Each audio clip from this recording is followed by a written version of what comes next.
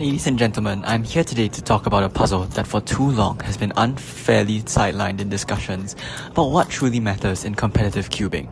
That puzzle is the megaminx. Some call it too long and some call it repetitive. Some dismiss it as a 3x3 with extra steps. But as I stand here, I will show you that these criticisms are not just shallow, they are fundamentally flawed. And by the end, if I have done my job properly, you'll see what I see. That megaminx is not a good event. It is one of the most important events we have. Now, before I continue, please do subscribe. The megaminx forces you to expand your abilities in ways that no cubic puzzle ever will. Yes, the mechanics are familiar.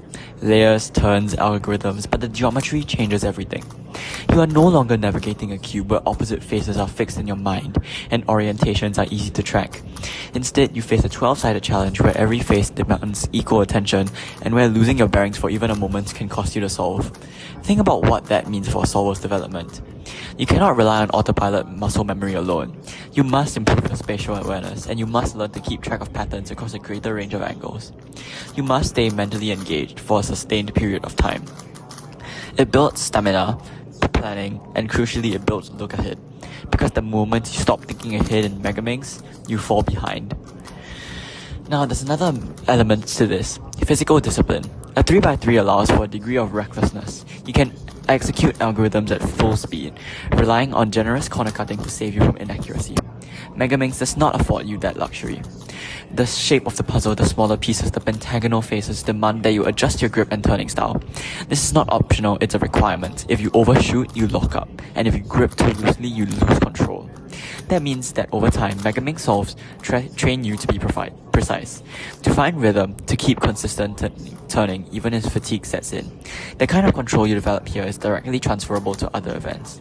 Many top 3x3 solvers will tell you their efficiency, their smoothness, even their patience improved by tackling megaminx seriously. Some people hear mental endurance and think of it as an abstract concept. It isn't. Endurance is measurable. If you've ever attempted a megaminx solve after hours of other events, you know how much focus it requires to finish strong. It is the mental equivalent of running the last kilometers of a marathon.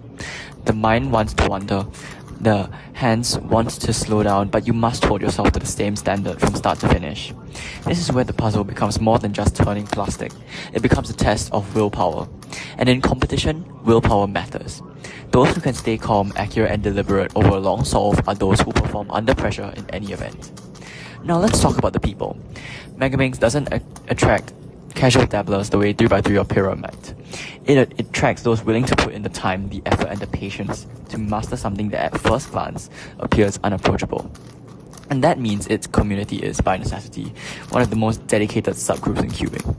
This is a community of people who have all fought through the same first 10-minute solves, learned the 151 PLL algorithms and the 178 OLL algorithms, of course minus the dots.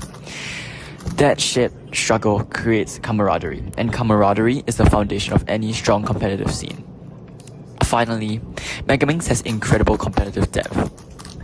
At the highest levels, world-class solvers are pushing solve times into ranges that once seemed impossible. They are optimizing efficiency, improving recognition, and refining their techniques to squeeze every second out of the solve.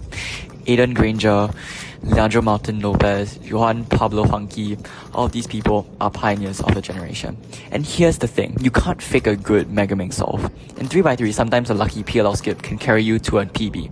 On megaminx, the sheer number of steps and pairs for F2L and S2L means luck plays a far smaller role.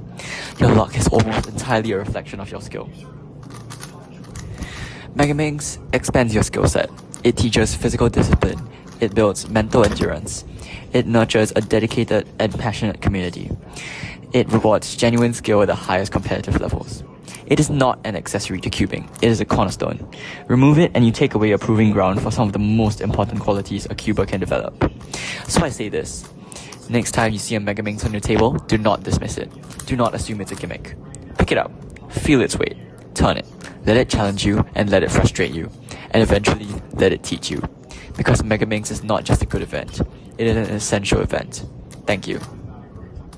I'm just gonna leave the rest of the solve here because I don't feel like editing it out. Yeah, thanks.